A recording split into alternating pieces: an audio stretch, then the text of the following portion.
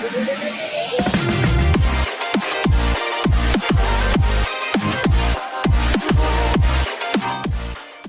welcome to today's episode of HIPcast. We are excited to be joined by my friend Dr. Jason T, all the way from Kuala Lumpur, Malaysia.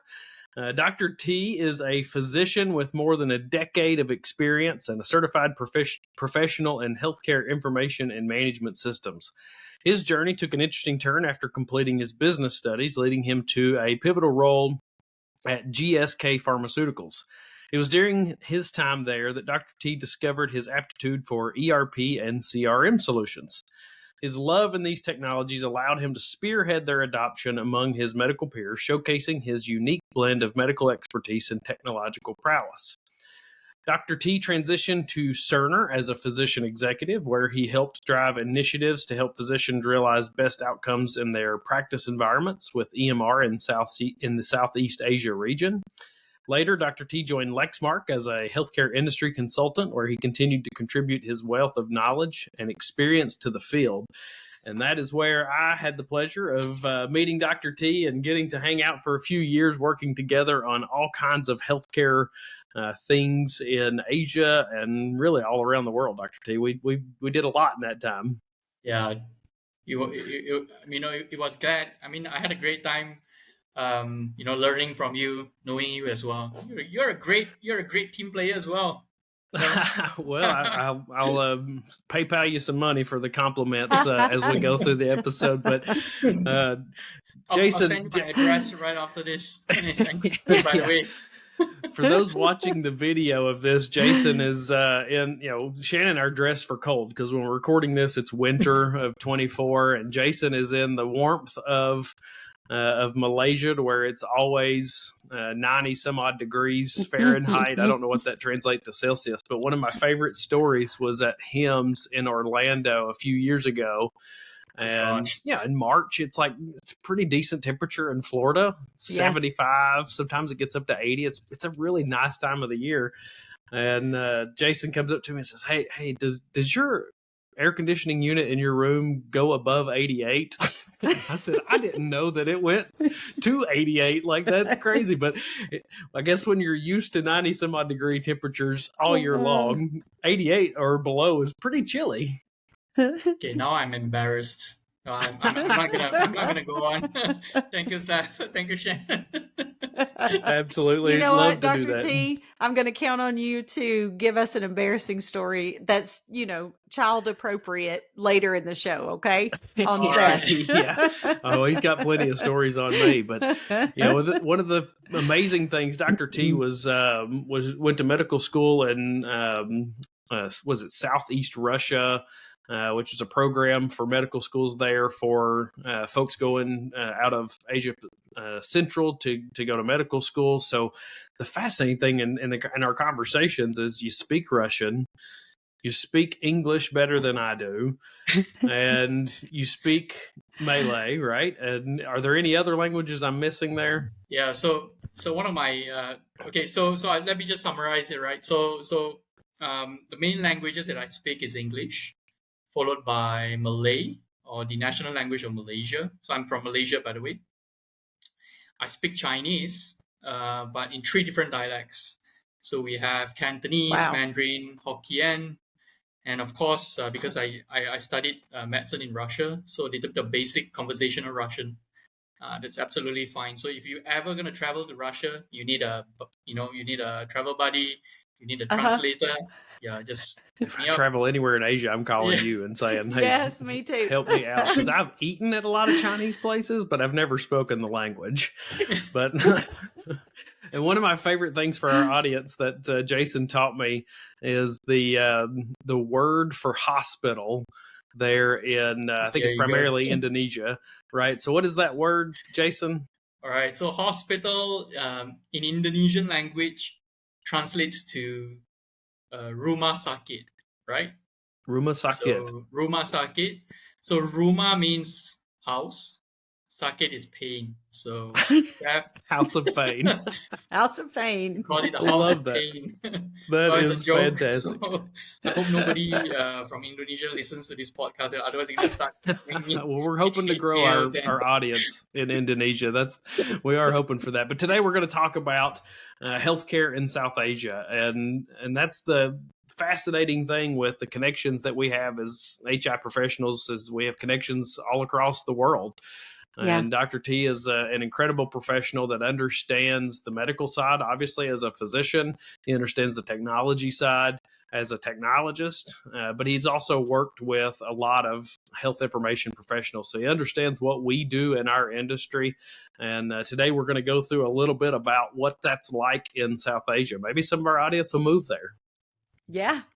Yeah, Yeah. maybe so. So to get us to kind of kick us off, Dr. T, would you tell us maybe some of the key considerations and maybe even some steps that you took when you were transitioning from a physician to being a health informatics professional? Yeah, sure. I think that's a basic interview questions that I get most of the time. So so if I'm any sure. hiring employers out there listening to this, yeah, should start considering me. So yeah, so yeah, for Southeast Asia, if you look at a lot of the studies and the statistics that has been published, even in I think this study was published back in 2019, 2020 by PwC as well. Almost 85% or more of the systems and processes in the healthcare landscape in Southeast Asia is pretty much manual. So a lot Wow. of the processes, the documentation, even even the management of health information as well. We are still using patients folder, and a lot of space are actually occupied with all these patients folder. I mean, I think if any of you would recall, I know in the US right now, I think you guys are pretty much digitized, but in the hospitals in Southeast Asia, if you ever come over to pay a visit, you'll see sections and rooms filled with medical records folder. So that's what's still happening.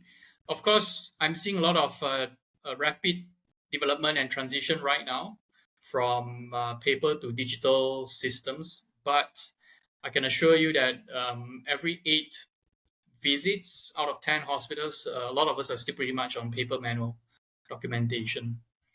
So I was actually practicing as in the emergency department of a private hospital at the time. So I was actually appalled by the speed. So I think there's a lot of concerns going around, patients taking a long time waiting for their turns to be consulted by the physicians. Even after consultation by the physicians, the patients still have to wait for their medications, and then they still have to wait for their for a full discharge before they can actually get home. So on average, it's a long waiting time for the patients. Then I was intrigued on what's actually happening in the background. So what's actually happening? Like, why is it taking so long? I was actually documenting my clinical notes on pen and paper at that time. But if you look at the way physician worked, we do everything as fast as we can. We write fast. The handwriting could be hard to read and all. So we write fast. We try to clerk fast. We try to diagnose early. We try to pre-diagnose, put our preliminary diagnosis as fast as we can. We try to get the results out, try to run diagnostics as much, as fast as possible, so that we can, move on to the next patient. Put on our plan and move on to the next patient. So, from a psychological perspective, maybe it's trying to get the next patient into my room, or why are the pharmacies taking such a long time trying to dispense certain medications to my patients? Why is my patient still waiting? It's been there for an hour. Why are they still waiting? Why I've already discharged them like an hour ago. Why are they still waiting? In the emergency department. So then I was intrigued, and to be honest with you, at that time when I was practicing during my first 5 to 6 years, I was never really exposed to healthcare IT systems, never, because everything was so manual, right? So the only thing that was automated at the time was patient label. that was printed, through the sticker and the label machines. So that's pretty much it. Other than that, all my documentation, my clinical orders, from labs all the way to radiology, prescriptions, everything is on paper. So then I realized that, hey, you know what, I need to do something for, at least for the hospitals that I'm working for. So coincidentally, at the time, they were looking for an EMR system, and I was so happy that when I volunteered and I said, hey, you know what, I want to get into the steering committee. You guys are, choosing your systems, you guys are evaluating, and you guys are doing demonstrations and all, I would like to be a part of it. So I was glad that, I think that was that moment where, costs and tides changed. And right after that, I told myself that, this is what I really want to do. It's time for me to, get out Get from away that from those four patients. walls, get into the computers and, try to find best practices and digital workflows to improve all the gaps that are there in the system. Yeah. So yeah, That's awesome. so yeah, that's That's pretty much how I transitioned, in the beginning. Yeah, that's good. I do want to, Seth. We didn't really do a level set for our audience. So, but Dr. T mentioned a couple of things that made me want to ask a couple of questions. So, just a simple answer to these questions. It doesn't have to be a very long or thought out. So, you mentioned a private hospital. So, do you live in a country where there's a national health system where there's public and private? That's my first question. Yes, correct. It's Okay. separated to both public and private hospitals, and they're Perfect. both funded Perfect. differently and all. Yeah. Very good. And then your data governing policies. We have HIPAA. The EU has GDPR. What governs what governs your health data? Okay. We have a general act called the PDPA, also known as Okay. the Personal Data Protection Act. However, that is only enforced within the private healthcare sector. Basically, any private entities at all. Interesting. We do use HIPAA as a reference, as guide,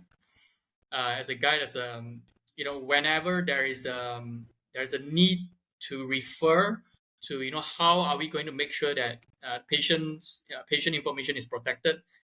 If PDPA is insufficient, we will then use HIPAA as a template. We'll use a couple of guidances from HIPAA.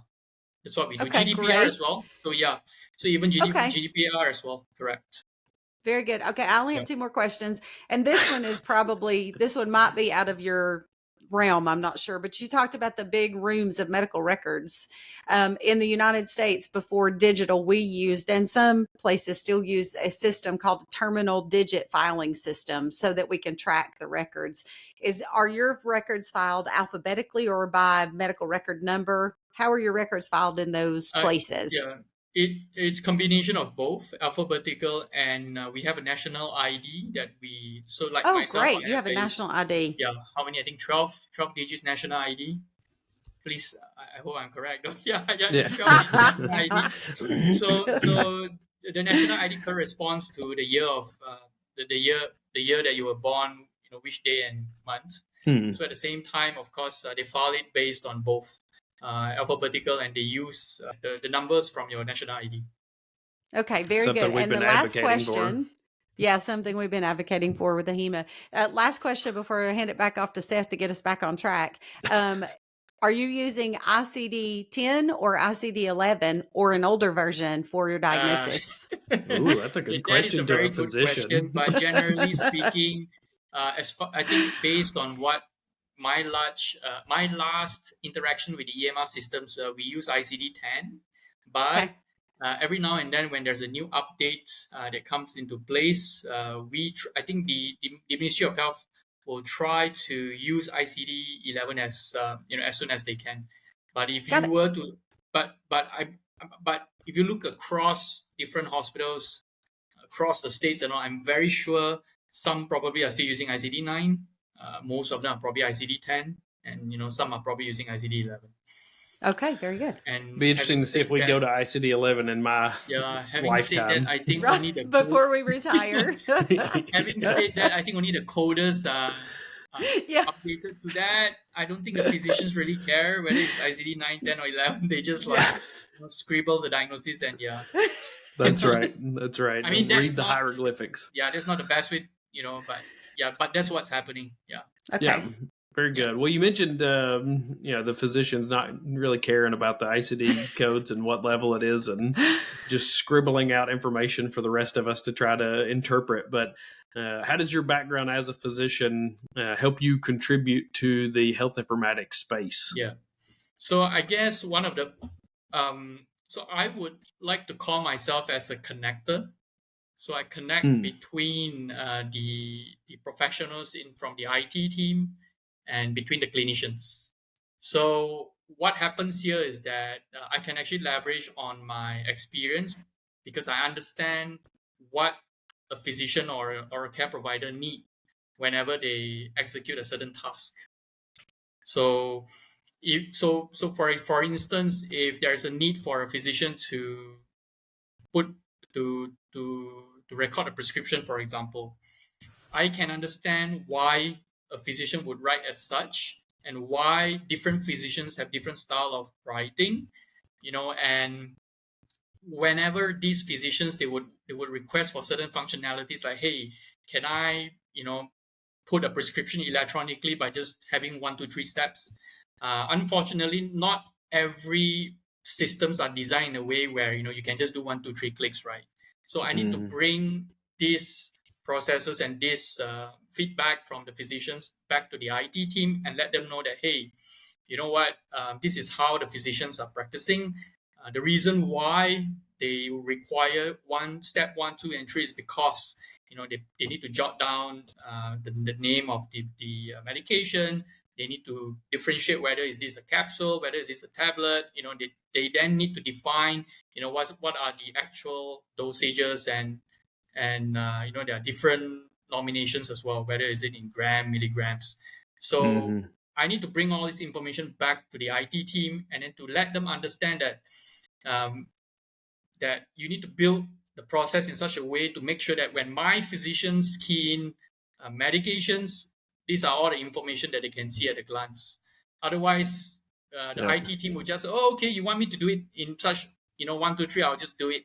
So indeed, they can do quick 1, 2, 3, but the problem is whether are there any implications or risk associated with the step 1, 2, 3 or not. The IT professionals might not know, right? Yeah. So at least I can provide a balanced view and approach. Like, there is a reason why the physician would like to do it that way. So can your system deliver as such? So I think that's where my skills comes into place, and I think that's where I think I benefit both parties. Otherwise, imagine there's 200 physicians in a hospital, and if 200 physicians want to 3-click function in every offices, I think the IT people will, they want it 200 different ways. Yeah. That makes it challenging to exchange. So thinking about the different countries, what's kind of the maybe the status of adoption around electronic medical records, electronic health records there, and then maybe does economic or socioeconomic status or maturity of those countries impact that adoption? Yeah. So I think a short answer to that is it is indeed accelerating right now, especially after the pandemic. Now, I think we are still, we're probably still trying to get out from the pandemic area, but yes, prior to the pandemic, like I mentioned before, a lot of hospitals are still on manual processes. A lot of hospitals were still trying to look for the best systems to suit their environment. But today, we do see a lot of EMR systems being implemented in both government and private hospitals. Now, I think there is an article that was shared by Seth recently that, on average, I think the US health systems, every health system has an average of 18 different EMR systems. Yeah. So yes, we are indeed, so in Southeast Asia, indeed, we are actually getting into that similar situation right now, because there are a lot of local companies, local EMR players that has been rapidly building their own systems, because they know that because a lot of hospitals right now, they know that the most cost-effective way to implement a system is to get a cost-effective one, right? So how do you get a cost-effective one is to to work with local system integrators and local EMR companies, to build EMR systems for them. And at the same time as well, to your question, socio-economic factors, yes. So this is just based on anecdotal and based on my experience. A lot of the US EMR systems that were tried to be implemented in Southeast Asia can be quite costly, because I think a bulk of the cost of implementing such digital systems comes from the professional services implementation hours. So a lot of these man hours are in US dollars, right? So if you look at the costs associated to implementation in Southeast Asia, it's actually a lot of money. So imagine if you have a local company, you get local implementers, the cost can be cut easily by a quarter, sometimes half, or even more. Wow. Yeah. So how does that differ between Malaysia, Indonesia, China, Thailand? Are they all in different places when it comes to EMR adoption and processes? Yes.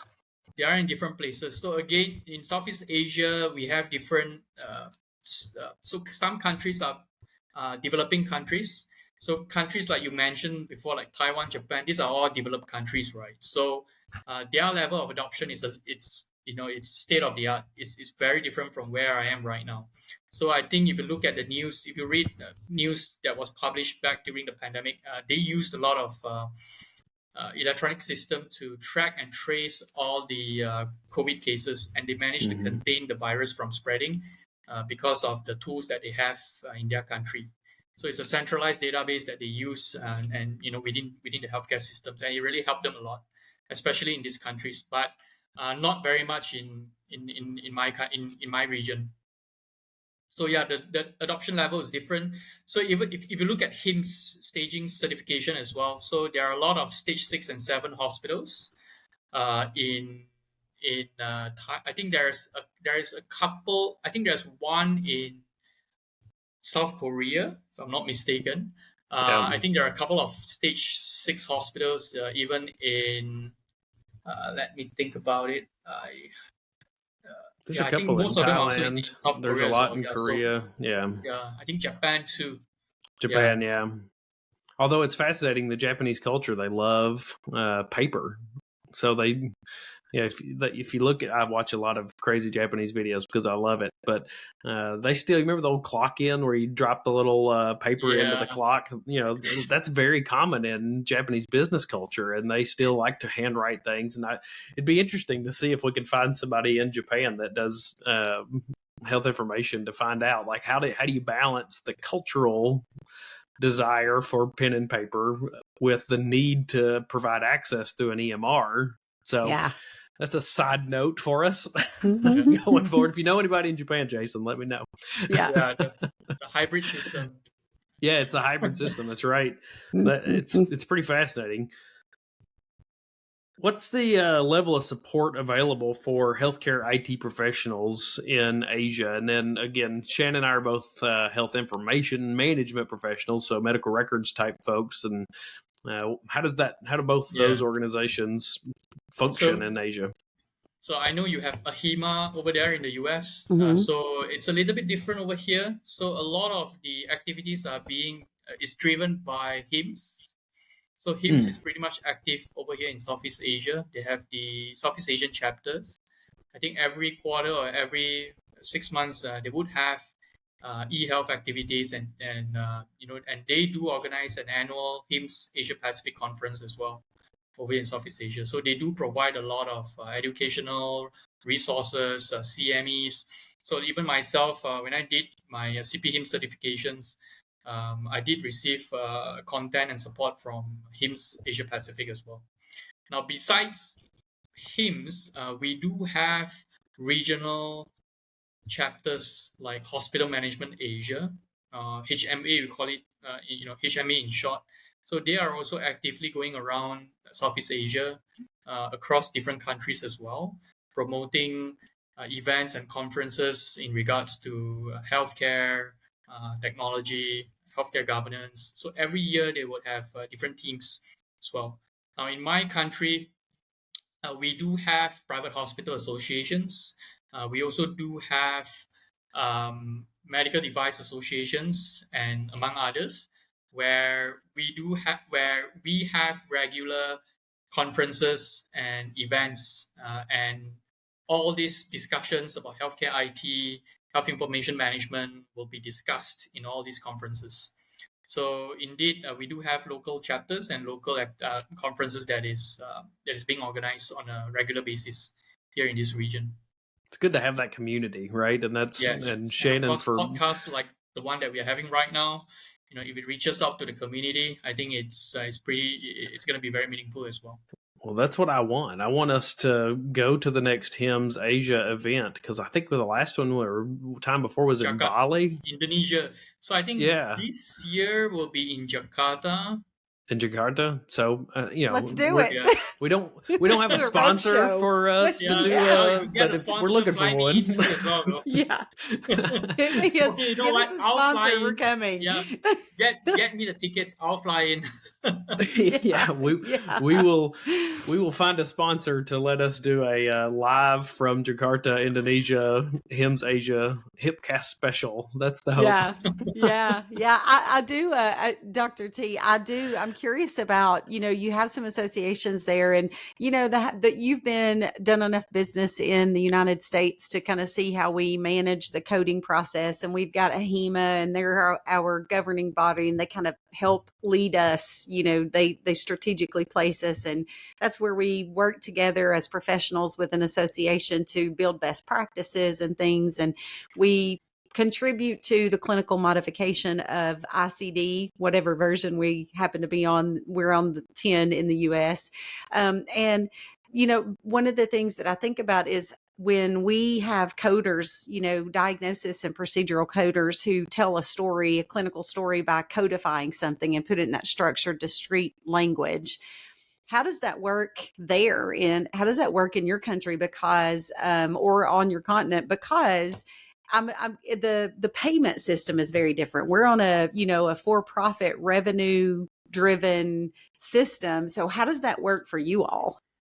Okay, I'll come to the payment in a second, but let's talk about the coding first. So it's a little bit different. So we do have coders that are working in the back after the patient is discharged.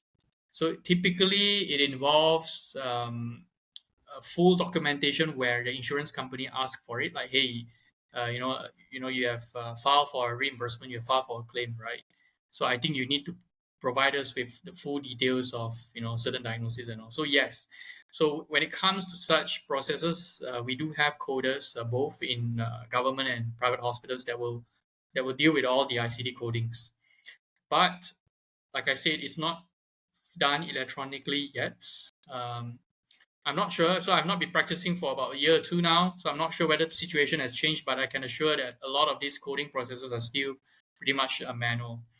And I think so, like the one that you mentioned, where everything is coded for payment, the CPT, I think CPT, right? CPT codes. Yeah. Yes. So we do not use CPT codes here, but we do have a schedule of payment based on the specialty and based on procedures. So unfortunately, these are not coded into the electronic systems. These are used as a reference by the hospitals to indicate that, okay, if you go through an appendectomy, for example, this is how much we can charge you, because it is regulated by the Ministry of Health. So you can only charge you up to a certain amount based on that schedule.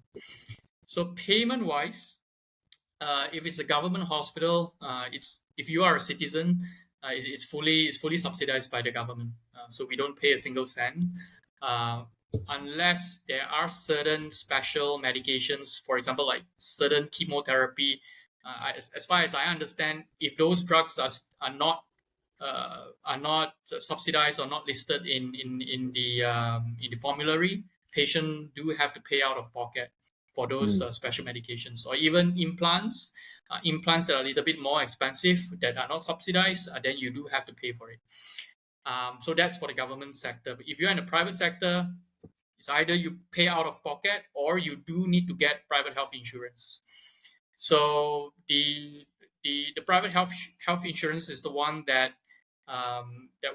will want to make sure that all the underwritings are done properly, and that's where all the codings are done and processed properly by the hospitals before they actually fax it over to the insurance companies. Do you see the private hospital market growing? It's done differently. Yeah. Is the private hospital market growing? I noticed I did a review in Germany, and the German privates are going now. And medical tourism is it's like a big hit. It's like growing tremendously over here in Southeast Asia. So I think Malaysia Malaysia has, I think year on year we are growing like 25%, 50% in terms of medical tourism. A couple of billions from the GDP is coming from medical tourism. Not only Malaysia, even Thailand and Indonesia, and these regions, they are growing tremendously. So in Malaysia, I think I just give you a couple of stats. So in Malaysia, we have over 150 private hospitals now. In Indonesia, I think they have 3,000 hospitals. I think probably 1,000 of them are private. Thailand as well. I think Thailand, they have 2,000 hospitals. 1,000 of them are private. Wow. If you look at the Philippines, I think they also have around 2,000. I think 1,000, about 1,000 private hospitals in the Philippines as well. Of course, they have big and small private hospitals. Right. Probably from 50 bedded all the way to 150, then 200 to 300 bedded hospitals. Interesting. It seems like a growing trend. It is. In many parts of the world that have a government healthcare system, the private healthcare systems are coming in to take care of those that do have the financial means to go out and either pay out of pocket or to have health insurance compared to using the government facility. So it sounds like it's the same in Asia. And it's an aging population now. So I think within the next 10 years, 60% would be, I think a lot of us would be above 65 to 70 years old. And it actually puts a lot of burden into our healthcare systems, not only Malaysia, but around Southeast Asia. In general, yeah. So if you look at Southeast Asia, if you include all the population including China, I think we have more people combined compared to the US plus, I think, Europe. There are more population living in the entire Asia region compared to the rest of the world. Wow. It's incredible. It is. Correct. Well, Dr. T, what lies ahead for the future of technology, healthcare technology, specifically in Asia? Yeah, so I think this is my favorite topic because I think ultimately, if you look at the main reason why healthcare technology is important, because it all comes down to the three things, right? I mean, if you look at the HIPAA, to reduce the overall cost of healthcare, to improve patient care and experience, and to improve the overall population health, right? So how do we achieve that? How healthcare organizations around the world can achieve that? So I think the way to accelerate that objective and that, to achieve all these triple aim is to make sure that we use technology. We use technology to help decrease some of those burdens and ultimately to improve the productivity and drive value from the healthcare systems. So what lies ahead is that I do see a lot of rapid adoption in terms of not only the EMR systems but even handheld devices, mobile e-health, mobile health as well. A lot of startup companies are blooming in Southeast Asia. If you look at a lot of venture capitals, they're actually investing a lot in Southeast Asia with all the startup companies that are building digital tools for healthcare. We are approaching a stage where healthcare is no longer reactive. It has to be proactive. And because information is proliferating on a daily, I mean, information is democratized right now, right? So patients are getting more and more knowledgeable, and they can start making informed decisions some even challenging the physicians as well. Like, hey, you know what? I read this from the internet. You see, Yeah. but so times are changing. Medical practices are also changing. But ultimately, what we hope is that as as as healthcare technology is being implemented and being adopted, what we want to make sure is that the practices gets safer.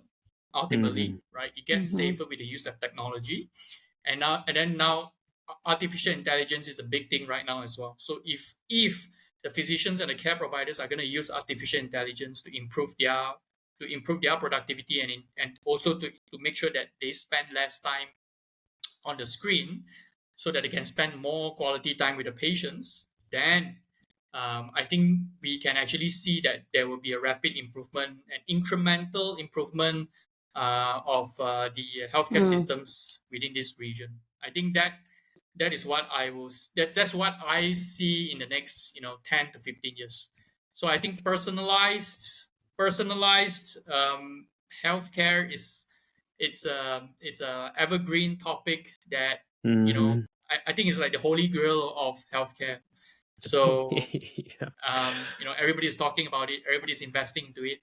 So I think ultimately I trust that healthcare technology is here to continue to improve to improve care, and also ultimately to improve the experience of both the care provider and the patients.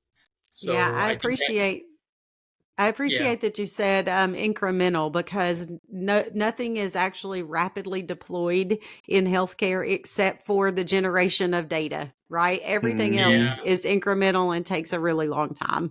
And That's right. talking about generation of data, it could be a lot of garbage in, garbage out as well. So That's right. That's yeah. right. That's a very common term. Well, this has been a fascinating conversation for us, and I hope our audience has enjoyed it, because what I've learned in my travels, and then what I've learned from my time working with Dr. T, healthcare is healthcare. No matter where you are in the world, we're all facing very similar challenges. We may have different things around the table that we're having to juggle, but healthcare is healthcare, and we're all struggling That's with right. this mountain of data. So, Dr. T, it's been a pleasure to see you again. It's been a pleasure to have you on the podcast. Yeah, it's my pleasure as well. I hope this has been meaningful and helpful. So I wish Very I wish to much. return. Let's talk about something else the next time. I like it. So I Yeah, like it. Yeah, we'll have absolutely. you back. Absolutely. Yes. Well, Shannan, until next time, my friend. Yeah, thanks. See you soon. all right, till next time.